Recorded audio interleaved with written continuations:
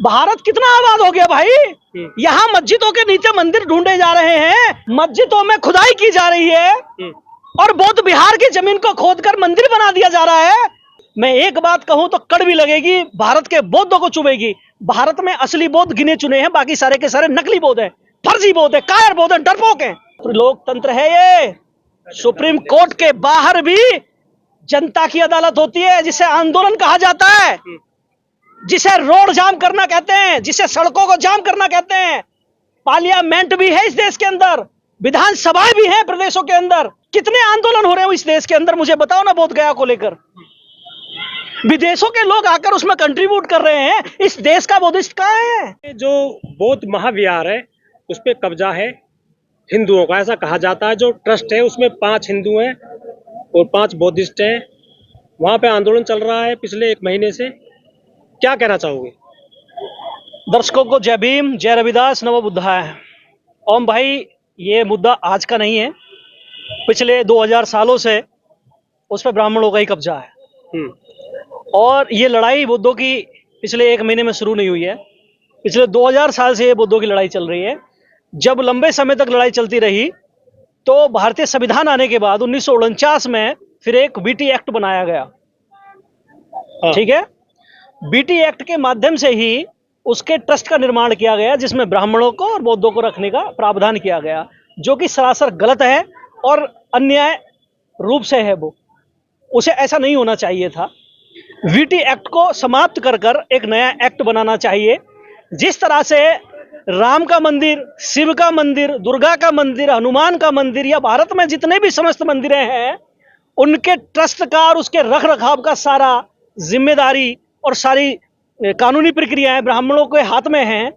जिस तरीके से चर्च का सारी जिम्मेदारी, सारी ट्रस्ट की जिम्मेदारियां, सारे कानूनी हक अधिकार पादरी के हाथ में हैं, जिस तरीके से मस्जिद की सारी जिम्मेदारी मुतवल्ली के हाथ में होती है, जिस तरीके से गुरुद्वारे की सारी जिम्मेदारी गुरुद्वारे की समिति की होती है, जिसमें किसी अन्य धर्म का कोई व्यक्ति शामिल नहीं होता, तो बौद्ध स्थल की साथ ही ऐसा अन्याय निर्णायक एक्ट क्यों बनाया गया?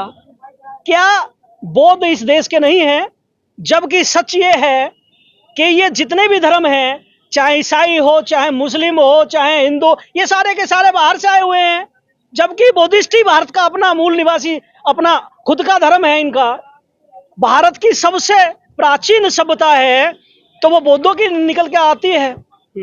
संस्कृत से भी पुरानी भाषा अगर कोई भाषा है तो वो पाली भाषा है, जिसके शिलालेख लेख 3000, 4000, 5000 साल पुरानी जब खुदाइयां होती हैं तो उसमें कार्बन डेटिंग के हिसाब से पता चलता है कि ये 5000 साल पुरानी सभ्यता है।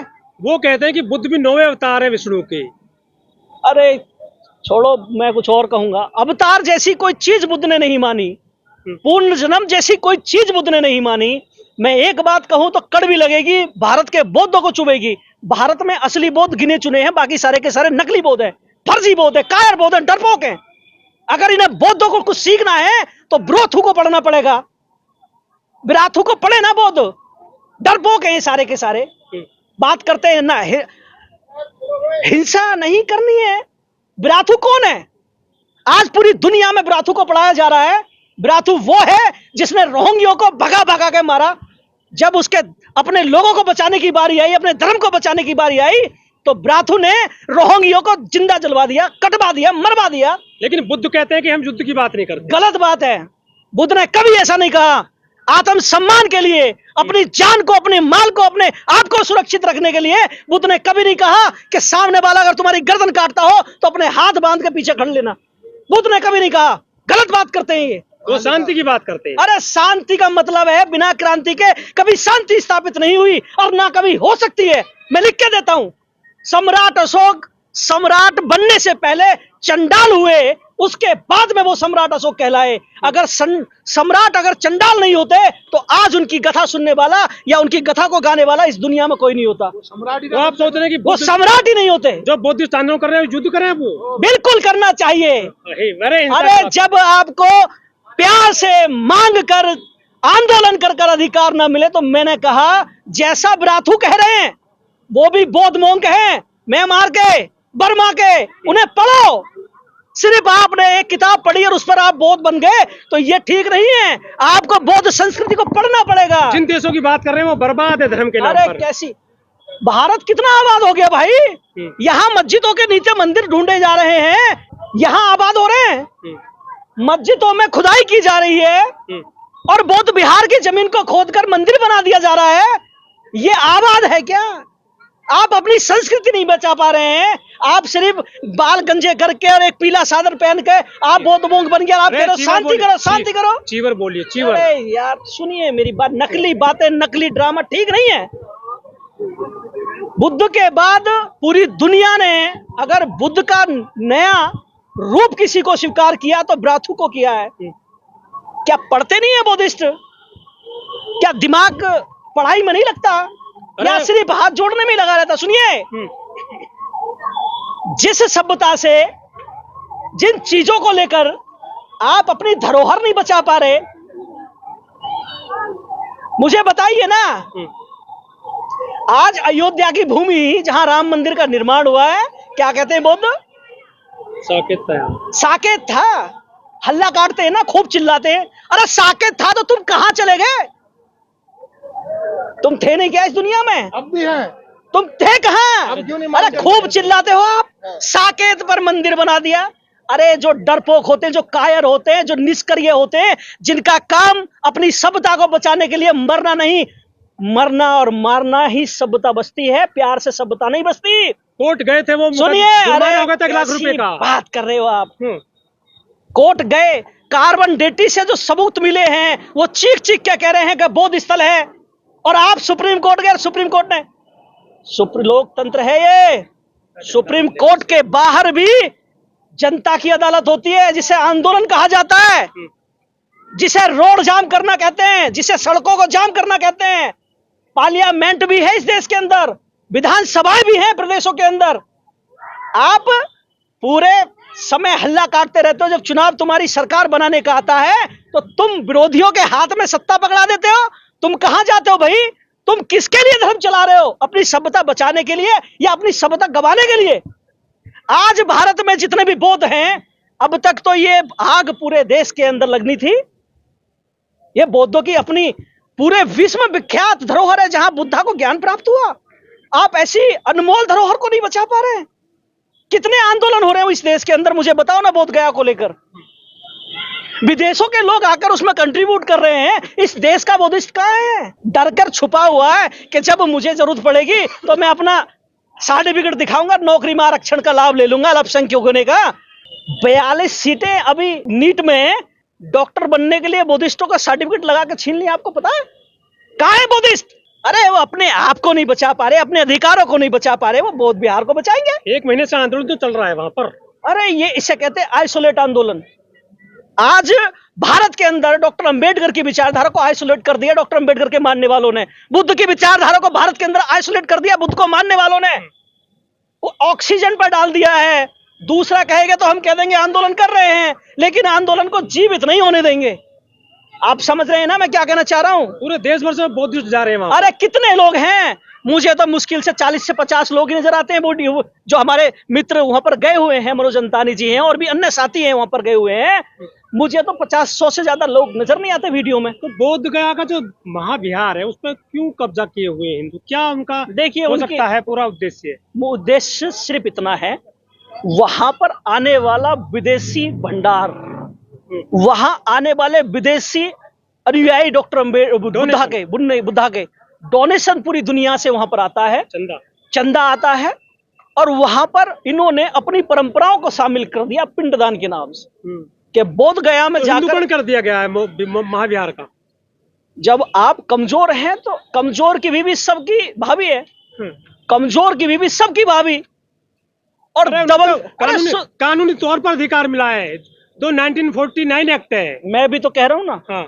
कानून का ये तो 1949 में बना जनाब। हाँ। मैं तो कह रहा हूँ पिछले 2000 साल से उन्हीं का कब्जा है। आप 49 की बात कर रहे हैं।